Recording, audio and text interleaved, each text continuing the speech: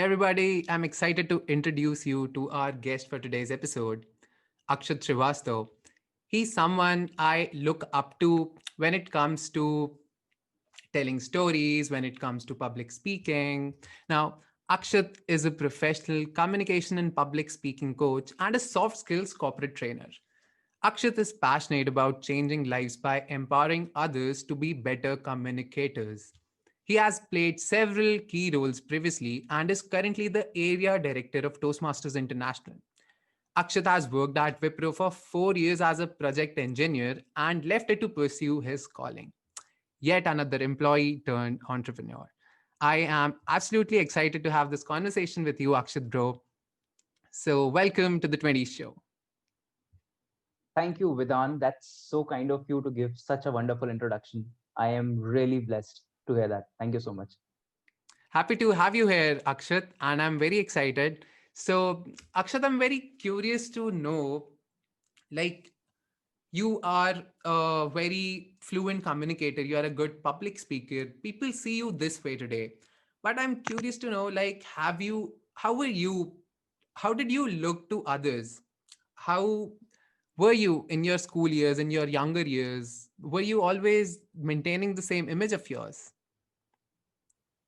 Absolutely not, Vidhan. I myself have gone through a lot of transformation. So when I was in school, I was a very shy kind of a kid. I used to sit at the back. I used to stay away from extracurricular activities, and that was the kind of person I was. And then slowly and steadily, when I came in my college, I started doing certain activities, got into organizing a few events, and from there it all started. And slowly and steadily, I realized that this is something I really enjoy doing. And just because I enjoyed doing it, so I did it consistently over a few years. And when I turned 27, 28, that's when I realized that I've really become some good at it. And that's when I decided to pursue it as my career. So it has been a journey that started off from zero, and wherever I am today, when I look back, I realize I wasn't like this. So, like, what when you look back at yourself, what is the turning pro moment that you see whenever you look back? So, like, we cannot connect the dots looking forward, but when it's only Mhm. when we look backwards that we realize that this was the particular like turning pro moment for me. So, what was it like to you? So my turning pro moment, there was not just one moment. There were many moments actually. The first K1 came up when I was 19 years old, and I was handed over the charge to organize an event in my college. And that was the first time when I went up on stage, and I just froze there. Oh, And that's when I realized that this was my biggest weakness, that I couldn't really communicate with people well. That was the first moment that gave me a lot of awareness about my weakness and what is it that I wanted to improve upon. So I just started improving upon it. The second pro moment was when I joined Toastmasters when I was 24 years of age. And after okay. joining Toastmasters, I realized that communication in itself was really a science, and everything was backed with a lot of scientific facts, understanding the other person, understanding what is it that I really want to convey. It was not just going up and speaking. Definitely. And then the third moment came when I returned back to Bhopal, and I started off with my own training and coaching business. And that's when a realization hit me that even though I can speak well, I couldn't really train well. Okay. But I So, used to like, think that what I've motivated started you doing. to? Did you like try and attempt to train others as well in between? Yes, so I have been training people for a longer time, but I had this fake belief in myself that I am a good trainer. But only after I went into it full time, and that moment hit me hard, and I realized, no, there is a lot more to learn. And that's when I started doing a lot of free sessions. I started reaching out to people, doing some free sessions. Attended a few webinars, few seminars, few courses, few certifications, and Hmm. that's how I improve my interaction with my audience.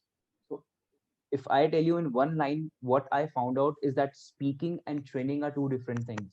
And often people think that if I can speak, I can train.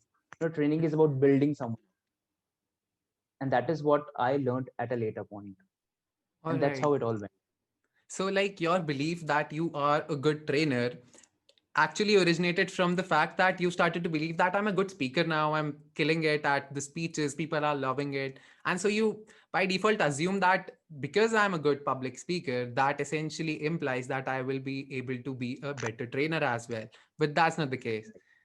All right. Right. So Akshat, like, I'm very interested to know the fact that you mentioned that the first time you went on the stage, you froze up and you couldn't speak as well. It definitely was something that you didn't see coming. So, like, something very similar happened to me the first time. I'm not sure if you've ever heard me in my speeches mentioning what happened to me first time when I froze up. So I went up on the stage. I was dressed as Shahid Bhagat Singh, and Okay. I had a speech that I had to deliver. It was a fancy dress competition. I had a 2 minute speech, and after the speech I had to do Vande Mataram, Vande Mataram, Vande Mataram 3 times and then return back. As soon as I went up to the stage, I held the mic and I looked at the people in front of me. I froze. I could not utter a word. The only things I could push out of my mouth were Vande Mataram, Vande Mataram, Vande Mataram, and I returned back. I couldn't recall my speech. And that was the moment when I became really fearful about going on the stage and speaking. Like, it didn't come out to me as I want to do something to improvise it and become great at it. It became a very fearful moment for me. Like, I would always have these flashbacks whenever I would even think about going on the stage. So this was back when I was in sixth standard. And you happen to did you perceive it the same way when you messed up at the stage, or you took it very optimistically? 100% Vedant. So I have had chances to speak before, but the moment I told you about when I was 19 years old is when I realized that I need to work on it. So I've had Hmm. moments before where I had to go up on stage, but I either did not go, or if I went, I couldn't speak, or there have been moments when things did not turn out well for me whenever I was on stage. But first time when it turned out, that's the moment I told you about. So I had a Okay. similar kind of attitude towards speaking. I remember in my school there used to be a in everyday morning sessions. There Yes, was a yes. time when each kid has to go up on stage and tell news. And Hmm. every time I got a chance, I used to miss my school. Either I used to bunk it or I used to just miss it completely. And Oh. I just kept avoiding it for so long that it eventually became a mental block for me. Hmm. And avoiding something over and over, if you know that you need to do something and you keep avoiding it, it becomes a Hmm. mental block and it somehow brings down your confidence in life, right? 100%, 100%. And that has happened. That happened to me all throughout my teenage. Hmm. So that's when I got a chance when I in my college to speak up, although I froze, although I ruined it. But that moment I took it positively, but before that, never. So Okay. that All has been right. the case. All right. So, like, the thing is, when we start to keep ourselves from fighting our fears, I believe that we have a lot of other fears as well, and our overall confidence levels decrease in almost every other aspects of life as well, because we don't have enough courage. So, like, when I was able to smash my fear of public speaking, I started to realize that I'm able to pull I'm able to be more courageous in other aspects as well, not just public speaking. Like, it was the number one fear that I had, and when I was able to smash it, the normal sized fears, the smaller fears, just disappeared. So, did this Right. happen to you too? Were you underconfident in all other aspects, or were you confident in others? Or, and after you started to deliver great speeches, did your confidence level in all other levels, all other areas, increase? Yes, Vedant. So I'll give you a small example. When I was in my fifth standard, I wasn't Hmm. really good in studies. But then I got a teacher who taught amazing maths. Hmm. As soon as I built confidence in maths, my confidence in all other subjects went up. Right. And similar has been my experience in different aspects of life. I increased my confidence in one aspect of life, and similarly, confidence in other aspects of life started going up. So I came to a realization that confidence is just confidence. Like I cannot, if I'm confident in one thing, high chances that confidence will become my personality. And even if tomorrow I go and learn to drive, fly a plane, I think that confidence will still show up and help me learn it better. Do you agree? Yeah, I 100% agree to that. So I 100% believe the same thing, that if we are able to, and how does confidence come from? Essentially, you are not, nobody can be just born out confident. Confidence only starts to bud. It only starts to grow when we start doing difficult things or even challenging things one at a time and keep doing them better and better. And that's how our confidence gradually increases.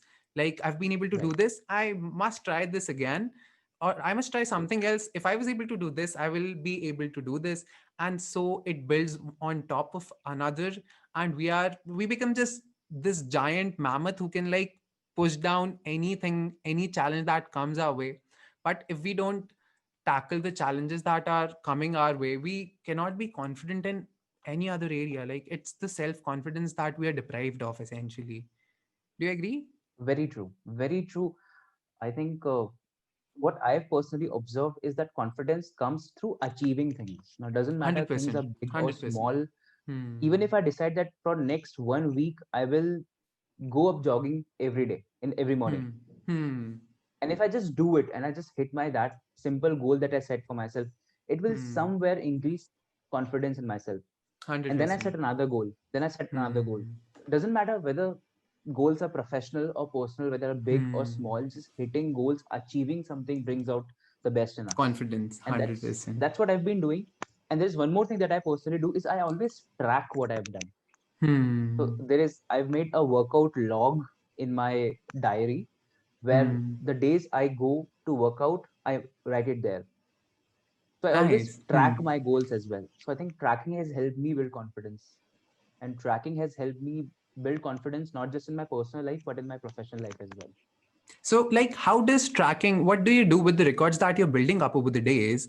How is it helping you? Like, just coming down and seeing what you've written, that you've accomplished the goals, that definitely helps us. I've smashed the goals for the day. But do you also go back and reflect it? And how does that overall affect you? Like, how would you suggest someone else? How would you pitch someone else the idea that you should track down your whatever goals you're accomplishing or intending to? Right. So after the lockdown ended and gyms opened up in September, I Hmm. started going Hmm. to the gym. Right Hmm. now, what I do, I made a list of so I made a list, 3 columns: serial number, date, and whether I worked out that day or did not work out that day. Now, my first goal was to go to gym 10 days. Hmm. Second goal is to go 25 days. Third is to go Hmm. 50 days. Fourth is to go 100 days. Now, every Hmm. time I hit these goals, I give Hmm. myself something, A reward, right? I rewarding give yourself, myself a reward. right? Yes. So that kind of helps So, keeping a what kind of discipline. And rewards? What kind of rewards do you feel rewarding enough to keep yourself motivated to push through the next goal? so it can be anything. 2 weeks ago, I gifted myself these small earphones that I wanted to buy. Me, it's called Mevi. It's a new company, I guess. So I Awesome. gifted Oh, them to maybe, myself. It can be yeah. anything. Bhuvan Bam has been the brand ambassador initially, right? Right. Okay. And you can just sit anything. If I go to the gym 10 days consistently, Hmm. I can give myself a can of Budweiser. Hmm. Anything can be there. So 100%. up to Hmm. you. Up to you. Like, It, we decide our own rewards. Like, what's rewarding enough for us? 100%. So you can go on a vacation, or not in the pandemic, of course, but so like you can decide anything that you want to do. Hmm. You can give yourself. So I relax myself. If I consistently go for 5 days, then I Hmm. give myself 2 days that I will not go, and then I start Hmm. tracking after 2 days. This is Hmm. how I do. Oh, So that that has reminds helped me. me build. Yeah, yeah, yeah. Go ahead. I'm sorry. So that has helped me build consistency and discipline. Hmm. That definitely does that. So that reminds me of two things. The first is a very brief, the 2 day rule that I've learned over. I don't know where it came to me, but I learned it over the net, I'm sure. So this 2 day rule states that if you are aiming out to achieve any goal based on consistency, There, like, suppose for in your example, we when we try and go to the gym, hit it consistently. There's this 2 day rule states that you can miss one day if you have to, but it should never be 2 days in a row. So, like, if it's I've missed it yesterday for whatsoever reason, I cannot miss it today at any cost. So this keeps us better at the consistency we are at. And second thing is rewarding ourselves. I do this so often. I do this to smash the hardest goals majorly. So, like, I started out with this when I decided to quit smoking cigarettes. So that's something I really want to share with a lot of people, but I will just go ahead and tell you in brief. So April 10, 2017, it's been more than 3.5 years when I decided to quit smoking. And how I did it was, the first day, so I was never beating myself up that I don't have to smoke, I've quit smoking, because that essentially pulls down your confidence if you smoke it again. So that Right. essentially tells your brain that no, you cannot quit smoking. So I never announced this Right. major goal that I'm never going to smoke cigarettes. But that day, I decided that the last cigarette that I smoked was my last. The next one won't be my last. The previous one was my last.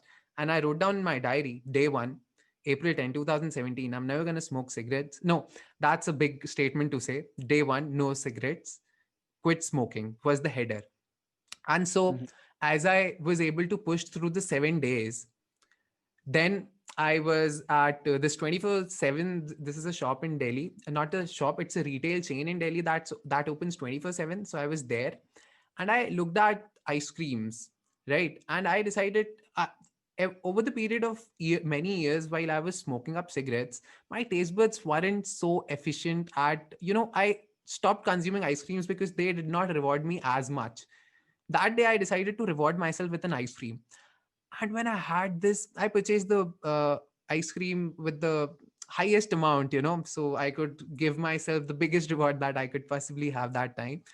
And when I took the first bite, the taste that I got was so something that I did not essentially recall. And that was such a great reward to me that, wow, Vidhan, you were missing out on so many things. You were missing out on the rewards that ice creams can give you, in fact. So after 1 week, I then rewarded myself on the 14th day.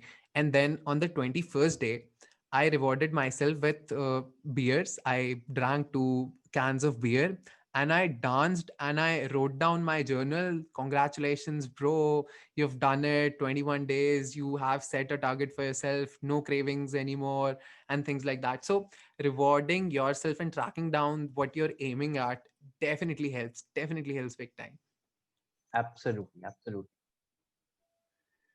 I think So, all of us have had those moments hmm, when hmm, we wanted to do something, but we couldn't do it.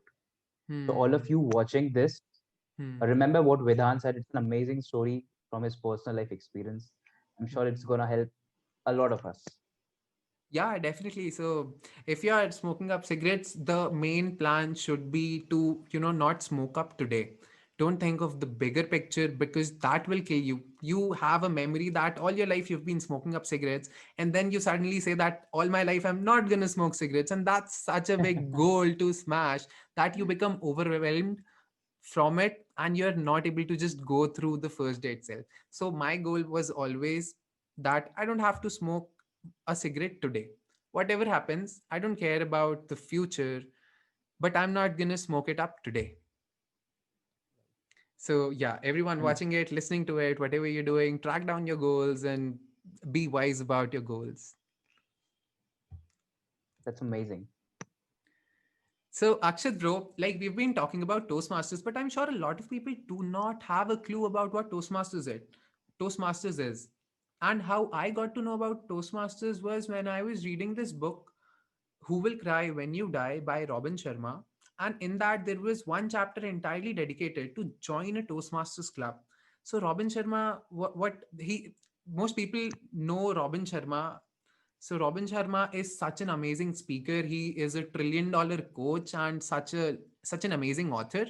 beautiful content, beautiful write-ups, wisdom. So he wasn't very good at speaking either. So he joined a Toastmasters club, and then he's now an advocate of everyone should join a Toastmasters. So how did you come to know about Toastmasters, and what should others know about Toastmasters? Why should people be joining Toastmasters? Right. Amazing question, Vedant. So it's a question that I don't know how many times I've answered, but it's always so close to my heart that every time I answer it with so much passion and Hmm. excitement. So the first time I got to know about Toastmasters was when I joined my job, that was in Wipro Technologies in Bangalore. Hmm. And while I was working there, one of my friends who was there, he asked me to come and visit a club, and he said it's Toastmasters. I really didn't really understand what it really meant. I thought could be a cooking club or somewhere people go and make Hmm. toasts or something.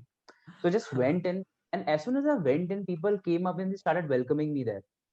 So people came up, shook hands with me.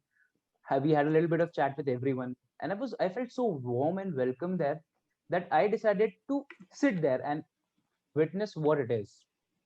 So, for those of you who don't know about Toastmasters, Toastmasters is a non-profit organization started in 1924 in USA.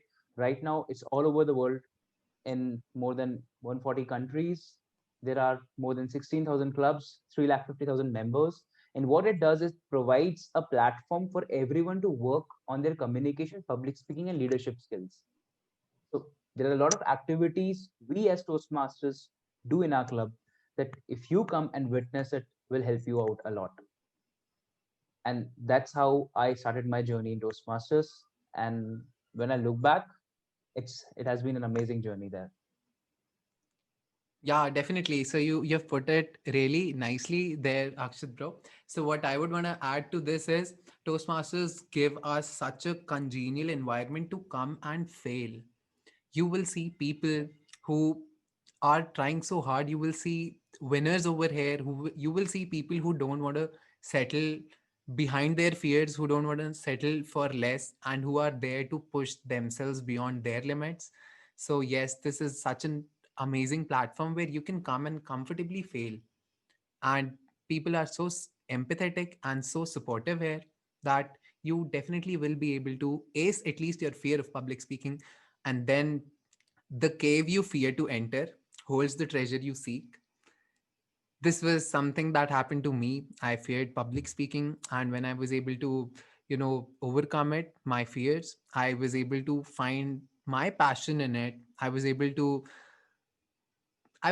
definitely am very optimistic about my future as a speaker, as a communicator. I have always loved having conversations with people. I've always loved, giving out my gyan to people of the books that I read, of any sorts of things. So I definitely feel this is something that everyone should try to get over their fears. So yeah, that was And something about, yeah. Please go ahead. everyone has this right of expression. Everybody wants to go out and express, but most of people don't have a Hmm. platform.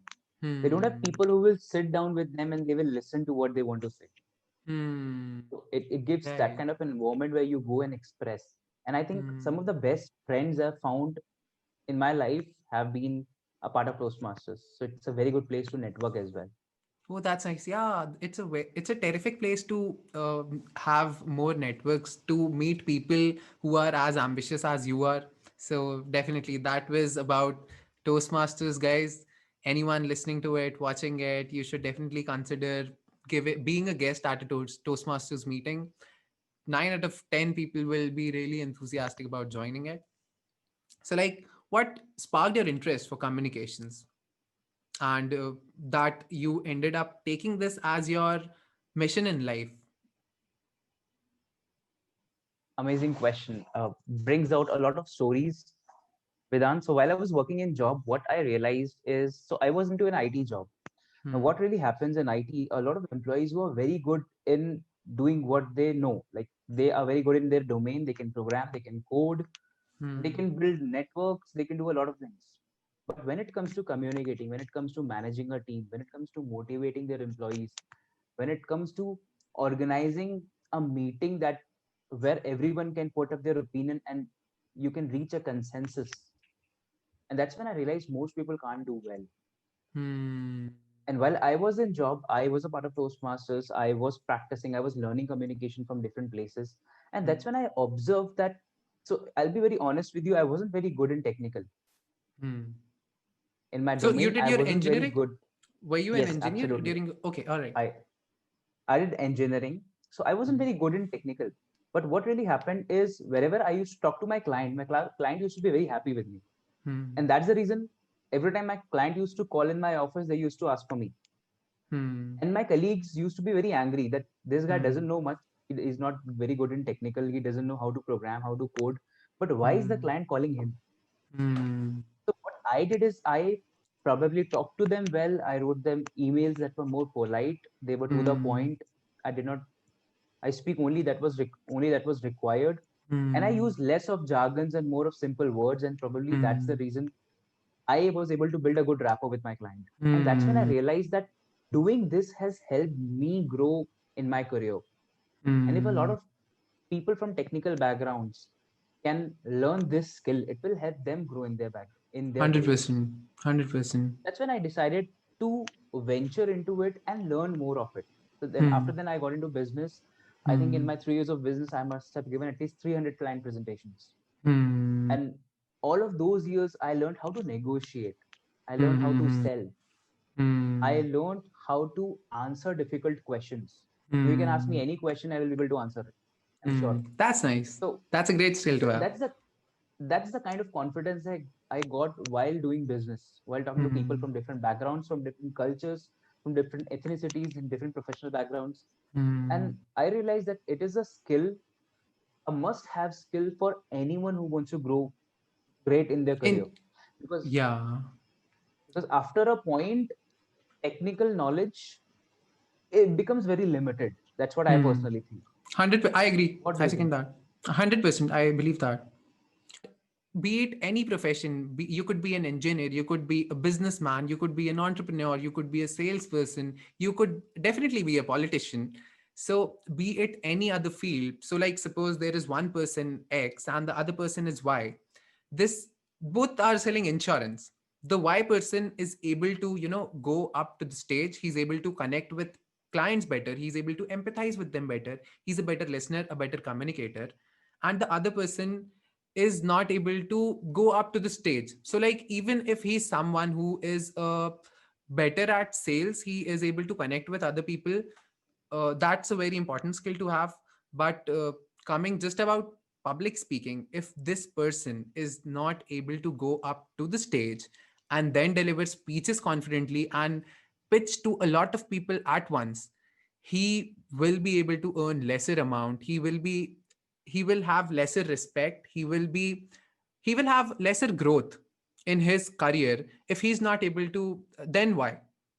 Because why essentially has the courage to even go to the stage and then convert people in masses. So Right. yeah, does that make sense? Was I able to 100%. put it together right? Absolutely, Vidhan. That perfectly makes sense. Yeah. All right. So that's great, Akshat, bro. Another thing is, I really appreciate how humble you are, how humble you are with people across all ages and everywhere, irrespective of anything, right? So, like, what are some values that you keep in mind, that you aspire, that you hold as a priority in your life? it, Being humbleness one, or do you do it consciously, or it just happens? Like, what are the values that you swear by? That's so kind of you, Vidhan, to say that. So what really happened with me back once is, so there was a time when I was very stuck in my business. I was very stuck in my finances, What and was the this people business who about? I was into direct selling. Direct I was selling. into direct Selling selling. what? Yes. So there were a lot of companies that I was a partner of, and I Hmm. used to sell their services online. Okay, all right. So like these Amway and So other things, like they hire some marketers to sell Amway, directly. Amway is a part of direct selling industry. Hmm. Hmm. So Hmm. direct selling is an industry where you completely remove the marketing, advertisement, and distribution cost, and that's Hmm. how you go about getting your products All on. right, yeah. Personal selling. So like we basically have this our own business. We get the Mhm. products from a company who's manufacturing it, and then we are selling it to other people, and earning commissions based on it. So yeah, this is It basically can be our own people, it can business. be businesses. It can be Right. people or Okay. All right. All right. All right. Yeah. So go ahead, please. there was this moment when I was really stuck in my finances and in my personal Hmm. life, in my Hmm. professional life, and a lot of people who I used to look down actually came up to help me. Hmm. And that's when I actually realized that I cannot undervalue anyone. Really don't know how that person is gonna come out in my life in future. Hmm. And Hmm. second thing is, one thing that I've realized since I've worked with a lot of people in my job and Hmm. business and Toastmasters, one thing I've observed is that everyone is good at something. They might not be good Hmm. at what I am, but 100%. they are good at Hmm. something. And everyone has that one something in them that can actually either they can make a big difference in others' Hmm. lives. Hmm. So I always keep this in mind that even if that person is my junior in my job, Hmm. that guy is good at something else. Hmm. So I always keep 100%. this kind of respect for the other person. That's such a And I think that non-judgmental and optimistic way to look at people. Like we are not labeling them. We are just open to see their potential. We're just open to see what he's good at. I'm curious to know what is he good at instead of doing this shallow thing. Oh, he's I cannot. I'm just putting him into a box. He is this. He's that, or he's not this or not that. So that's such a nice way of looking at people. Love that. thanks, Vedant. So yeah, and another thing is a lot of people, since you have outgrown your fear, now you're training other people and you've met a lot of people who are public speakers, right? So there's this thing that I don't know who said this, I don't recall, but this person said that if you're given a chance to speak at your own eulogy, you would rather die. You would rather be in the coffin than be be someone speaking at the eulogy. So Hmm. this essentially means that a lot of people, and there are figures that says that most people most people have their number one fear as public speaking and not death. So most people do not fear their death as much as they fear public speaking. So what would you say or suggest, or how would you encourage these people to grow out of their fears? Good question. So, Vedant, what I would say is that I think this is an exaggeration in today's world. I think Hmm. a lot of people can go up and speak on stage. That's Hmm. what I personally think. They can do it. It's just that they're afraid of it, but they Hmm. can do it. Now, the They thing about definitely are afraid of public it. Hmm. speaking, right? But the thing about public speaking is that, so what I've seen a lot of people say to me is that I'm not afraid of speaking. So I'll tell Hmm. you a statistics. 85% people are afraid of public speaking. Hmm. 15% are liars. 100%. So I agree to that. today, so last week I went for a session in a college in Mumbai, Hmm. and I'll tell you honestly, I was a little nervous Hmm. because the fear never really goes away. It somehow Hmm. comes under your control. You get Hmm. more practice, you become better at it, you can control it, but it never really completely goes away. Now, what Exactly. I would want to tell people is that this fear will always be there. With practice, it might come down, but it is not really important. What is important is how impactfully I can speak. So there are a lot Hmm. of people who will come and say that I'm not really afraid of public speaking. Why should I learn it? Well, Hmm. losing stage fright is only the first step to public speaking. Hmm. Then there are different ways to pass on the message clearly. How many times have you met someone who is very confident, super confident? They come up on stage, they speak with full passion, and they really make no sense. No sense. Right. So, speaking is not just about losing fear, it's also about speaking what's important, what's right, and speaking to the point. And that's Hmm. effective communication. 100%. So, Undeniably. speaking with impact, using the right body language, using eye contact, using the right words, inculcating Hmm. humor, and all of these little things that most people don't even know about. So, I Hmm. personally think that public speaking is a science. Hmm. It's It is. it requires understanding of other person's Hmm. thought process as well. For Hmm. example, if I go to a bunch of school kids Hmm. and I use a story of Avengers, they'll be able to relate to it. Relate to it. But if I go to a but if I go to a bunch of people who are about to retire, my stories involve Avengers, Infinity War, will they relate to it? Hmm. Absolutely not. Depends on the But if I target talk about audience.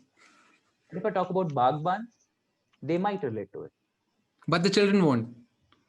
but the children won't. So this is just one example of understanding the audience, and it takes a lot of thinking. It takes a lot of, what I would say, understanding human behavior to pass on Hmm. a message in a right way, and that Absolutely. is what public speaking is really about.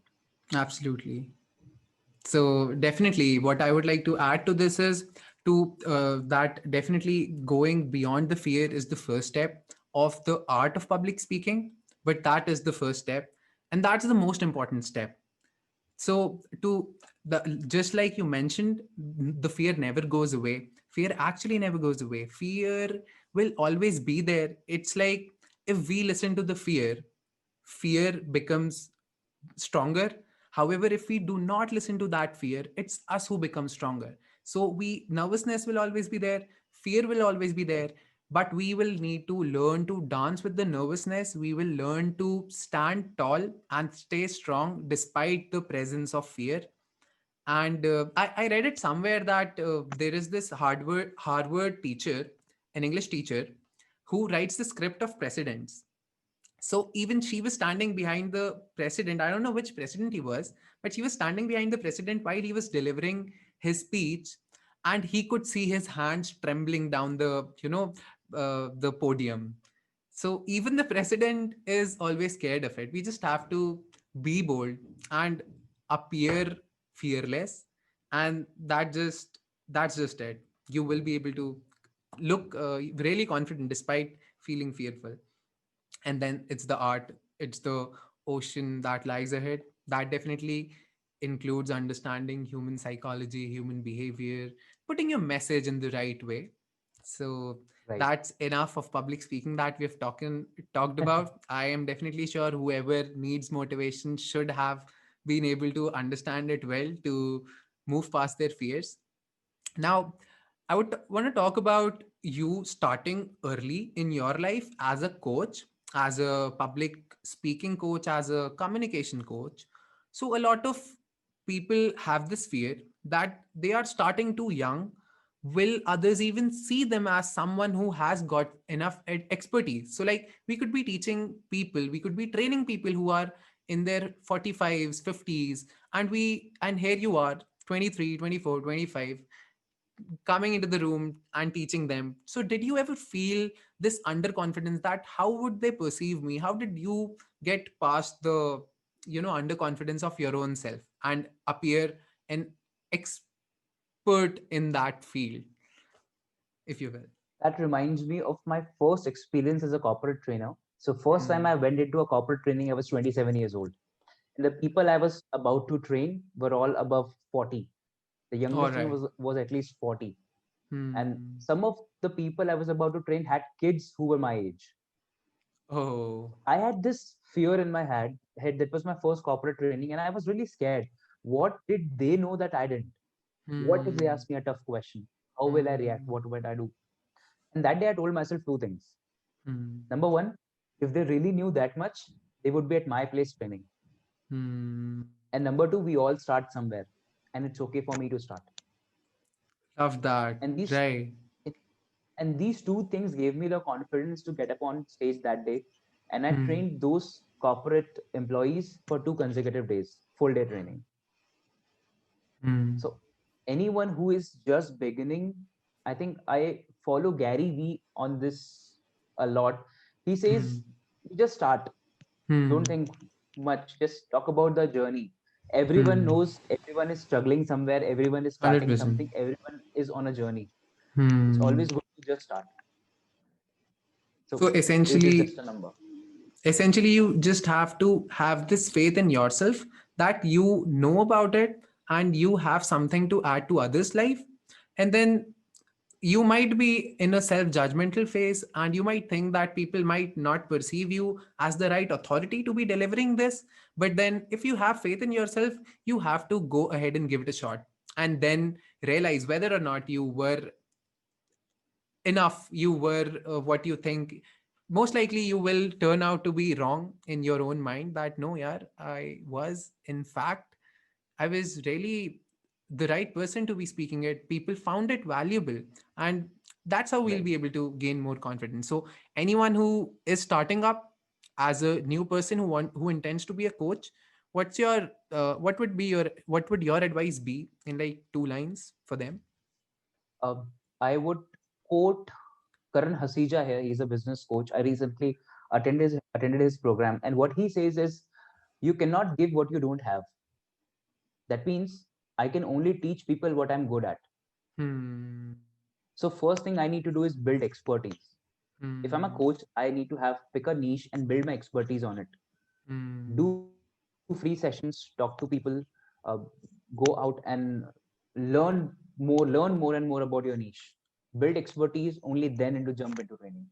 Because there is nothing worse than a trainer who knows nothing but portrays that he knows everything. Hmm. There are a lot of coaches and trainers out there who haven't really built on their skill, but Hmm. they portray as if they know a lot. They It's know a always to lot. be good to build your expertise first. So in 2 lines, like you said, I would quote Karan Hasija. He said, "You cannot give what you don't have." I love that. So you're so right. Like audience will always know that you don't know and what you Right. know. So like if you're starting out as a coach or any other person, firstly you should be talking about things that you are experienced about, that you are passionate about and that you know about, and not just picking anything at random that okay, I will be a coach at public speaking, I will be an entrepreneurship coach, I will be a life coach, just for the sake of it. Like you should really Right. have a passion and expertise at it. At least you should have Right. the faith that you have the expertise in it. Did I Not just put that faith, right? expertise has to be important, Right, because expertise has to being be. a coach is a responsibility. Hmm. If someone is paying me for Right. something, it's my responsibility to help that person. So I cannot Right. just jump on faith and purpose or Right. passion. There has to be Hmm. expertise. Without Expertise. expertise, getting into training is like getting into a scam. 100%. So, like, there could be the self doubt. No, ki, okay, I am thinking that I do have expertise in it, but I don't know how others would perceive my expertise as. So, the only thing that matters here should be that I believe that I do have expertise. And now let's just jump into it and see whether or not others think it the same way. Right. Because, Uh, I would a little disagree here, Vedant. yeah. Now, what really Hmm. happens is a lot of people who don't have expertise think that they are just afraid, and they have Hmm. it. They have the Hmm. expertise. A lot of people who have expertise, they are just afraid of they don't have expertise. Hmm. The thing here is to have the proof of concept. Okay. What proves that you are good at what you do? Hmm. For example, if I talk about communication for myself, Hmm. let's say, Hmm. so how do I know that I have expertise? Hmm. Hmm. Hmm.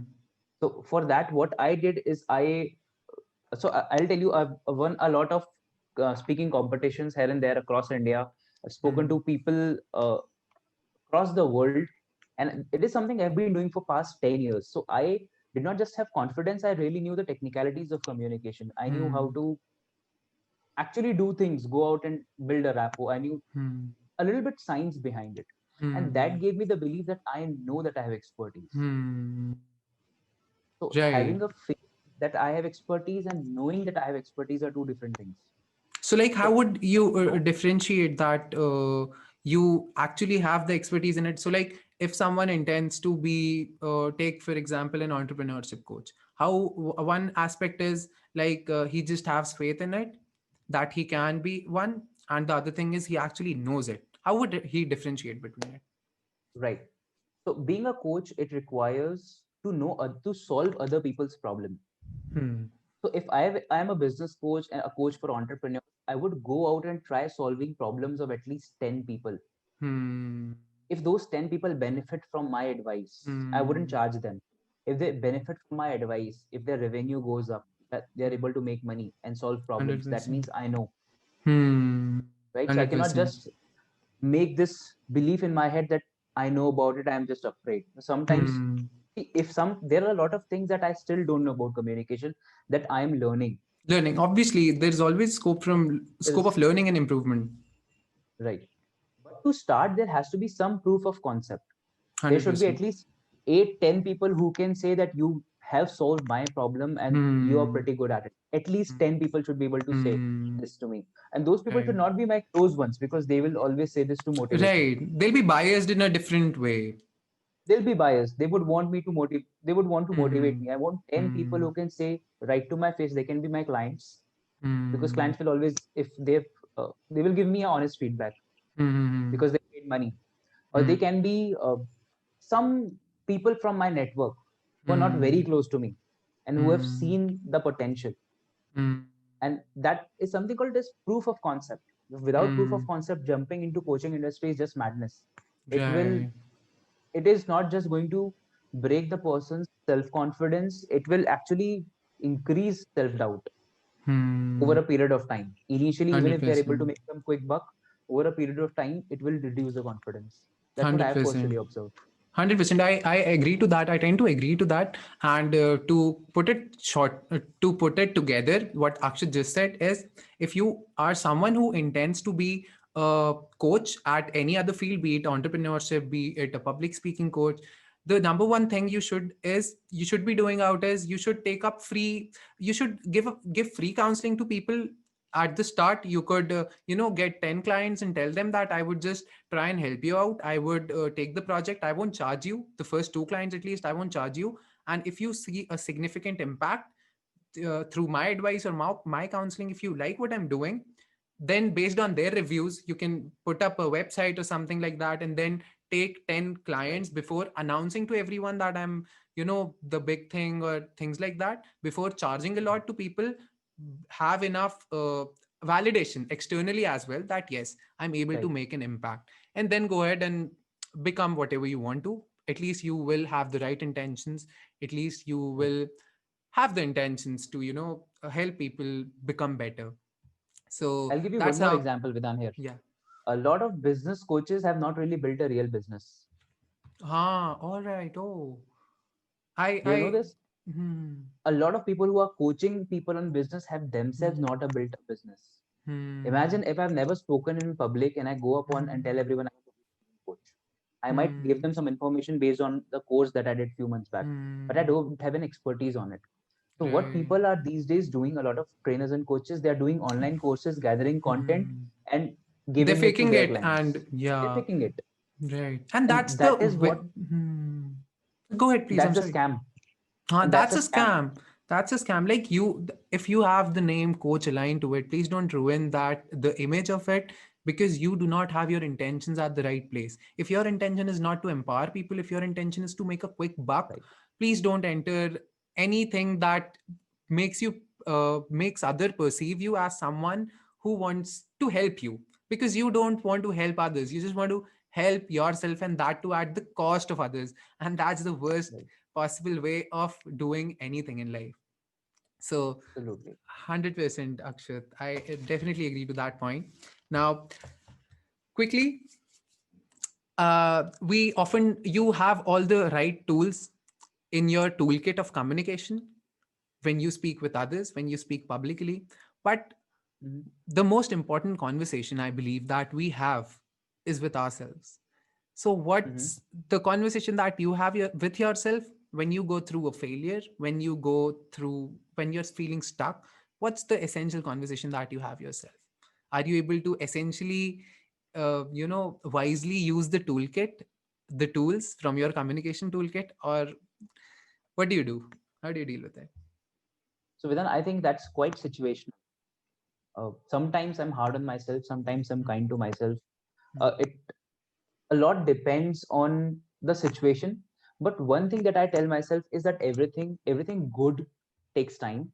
Mm, If situation is that I have something, if I have mm, good time to do it, if the time is less, I tell myself I don't have much time, I need to do it right now. So it mm, really depends on the situation.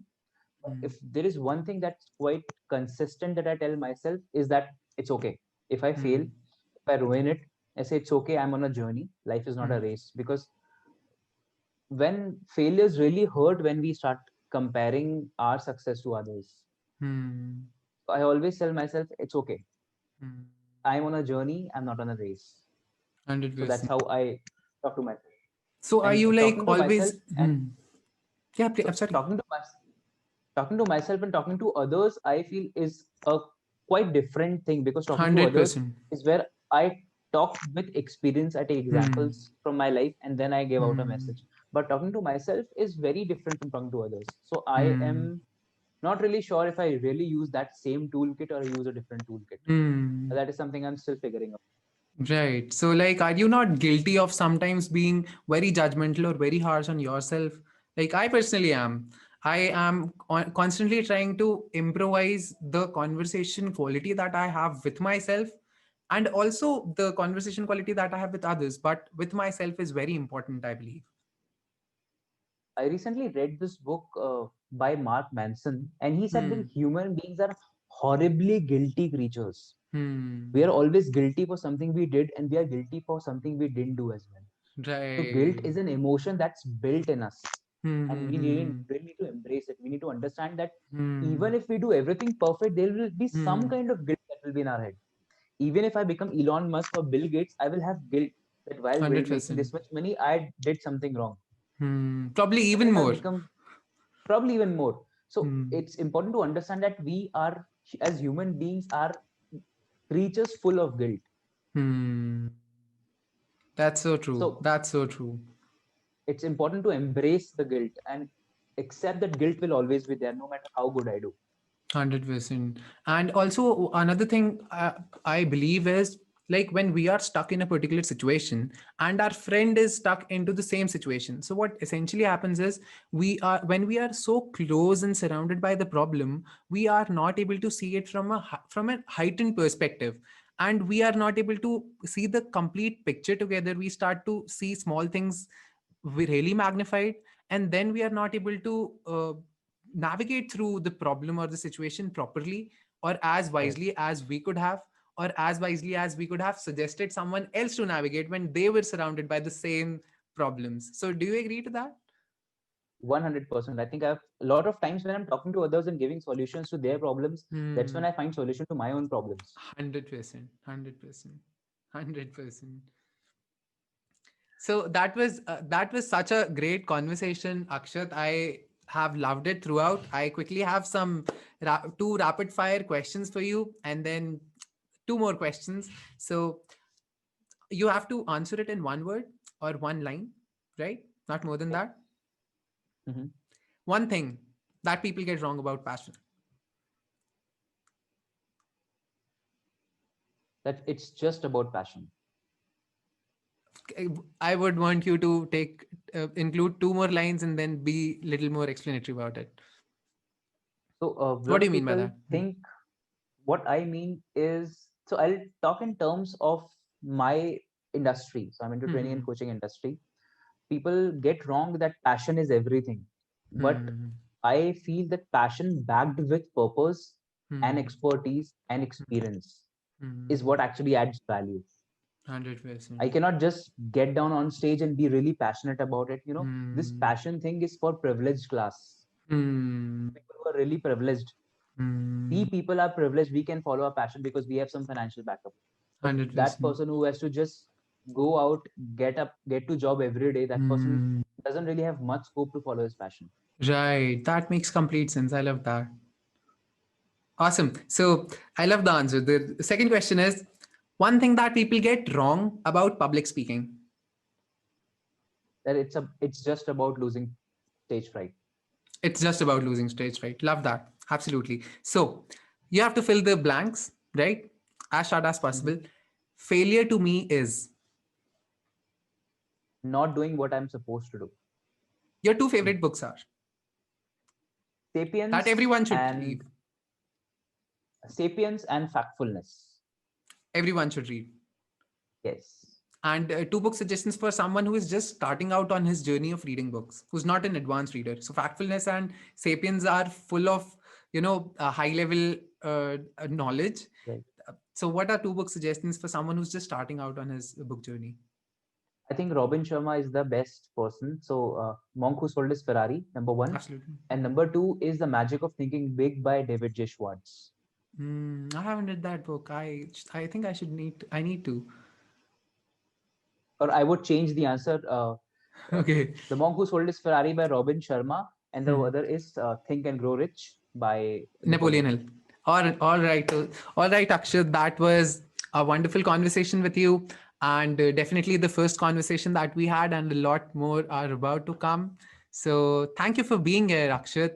And looking forward to more conversations in the future. Thank you and have a good day. Thank you, Vedant, for inviting me. It was really good to be here, and I really love the conversation. Thank you for asking such questions, and looking forward to more of them. Thank you. It was my pleasure to have you here.